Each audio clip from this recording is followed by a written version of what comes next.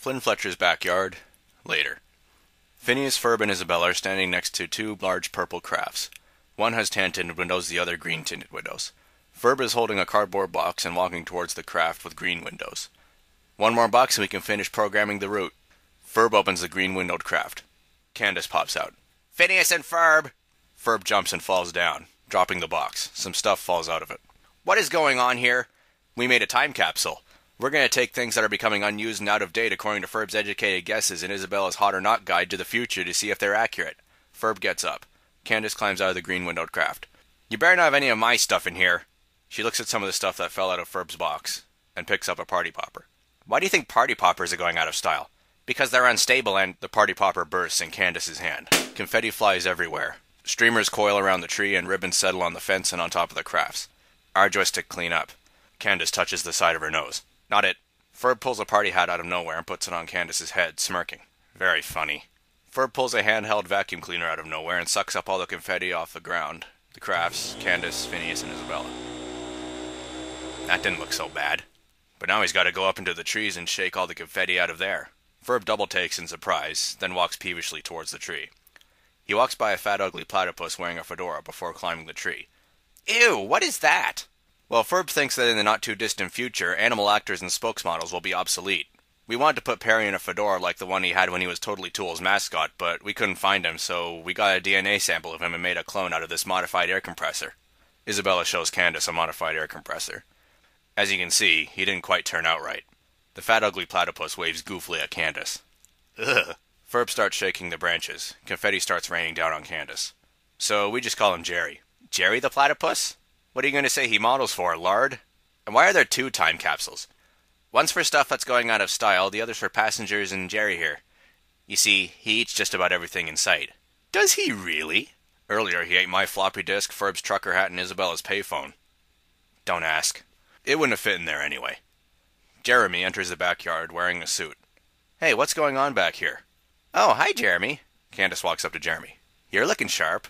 Yeah, I was on my way to meet my mom at a zoology society meeting. There have been reports of copycat sightings. Oh, they can't be true. But my mom just called me and said that people are being advised to stay indoors. Then I heard that party popper go off. You're not having a party back here, are you? No, but if we were, you'd be dressed for it. How can these people know it's a copycat? I don't know, but my mom said several people claim to have seen it. Buford and Baljeet entered the backyard wearing swim shorts, t-shirts, and sandals. Hey, Dinner Bell, have you heard about this copycat thing being seen in Danville? Yeah, why? Have you seen it? No, but we heard someone had seen it in its natural form. They said it was small, pink, and had big eyes. Wait, doesn't that sound like...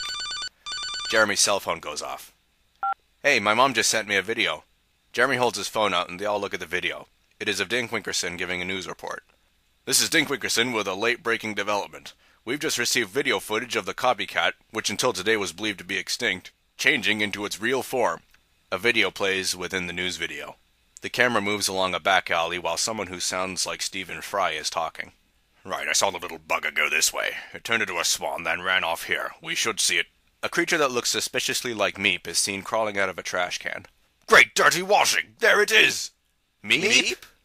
The creature glows reddish, changes shape, turns into a speckly pigeon, and flies away. Well, there you go, gullible twits. Fellow Earth residents. The true form of the allegedly extinct copycat. Bleh. The video ends.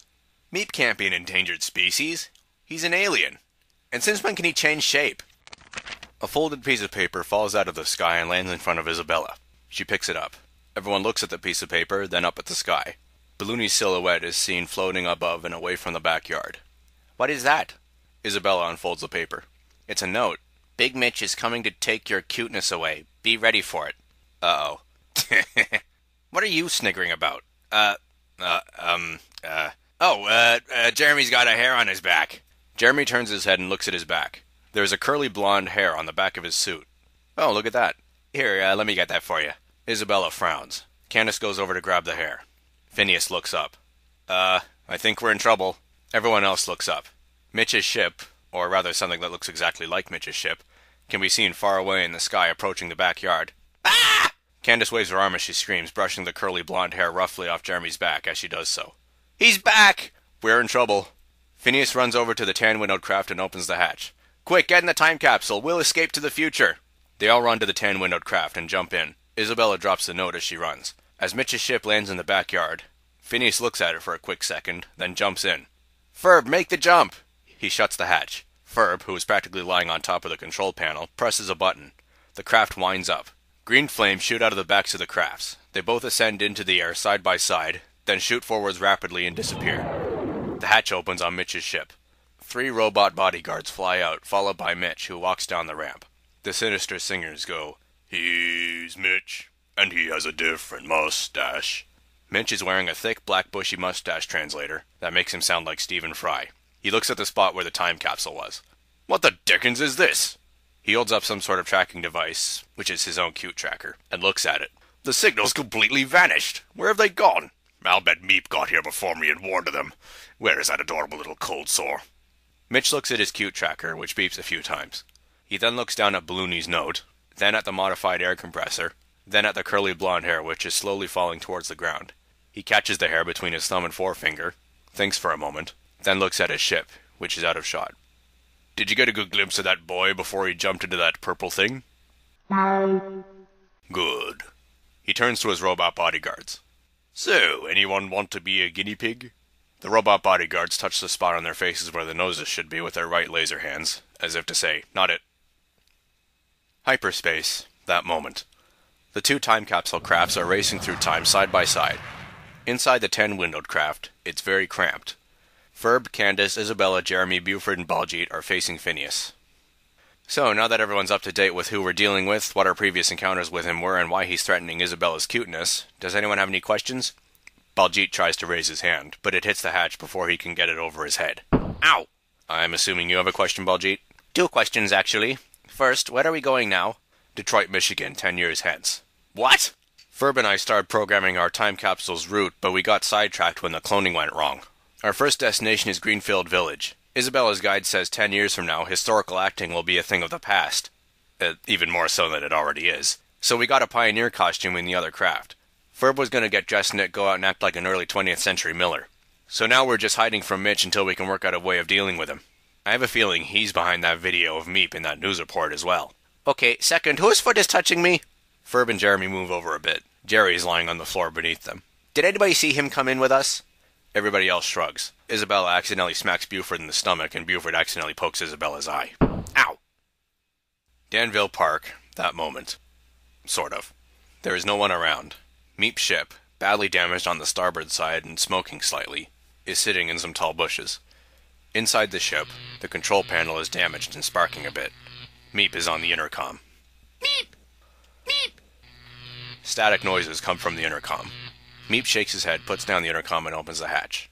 He steps out. What looks like Phineas is standing right there with a cast on his hand. Hey, Meap. Meap! Meap pulls his twiddly translator mustache out of nowhere and puts it on. Phineas, I'm glad you found me. Mitch is up to something sinister. He was sentenced to have a social worker hold his hand all day every day to make sure he didn't get into any trouble. The harshest punishment ever given on my home planet. But as it turns out, he has an accomplice. Do you remember when he was collecting rare creatures from various planets? Yeah?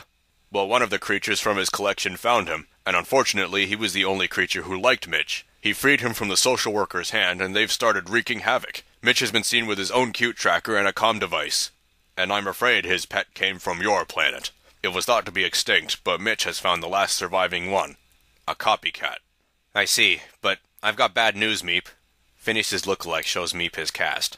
Both me and Ferb injured our hands a few days ago. We'll be in casts for 6 months. We can't fix your ship or help you stop Mitch and his copycat. Oh, no. Oh, yes. And it gets worse. Mitch has made you public enemy #1. He's made videos of his copycat turning into creatures that look like you and sending them to the news station. Everyone in Danville thinks you're the copycat. This is a disaster. He's impeding my ability to stop him, and we don't even know what his plan is. Couldn't you call your army here?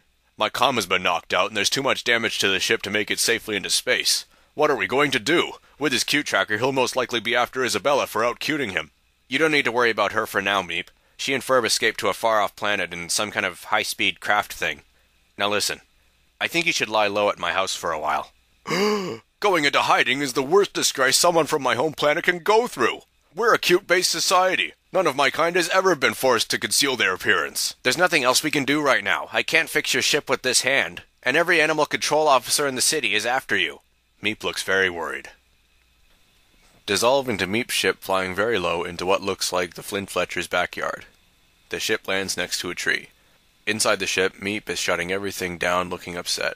He slumps back in his seat. I'll never live this down. Meap takes his translator mustache off and presses a yellow button on the control panel. This ship will self-destruct in 7 seconds. Don't ask why 7. Meap opens the hatch, leaves the ship, and starts walking towards the back door, looking forlorn. The ship blows up behind him. Meap does not react.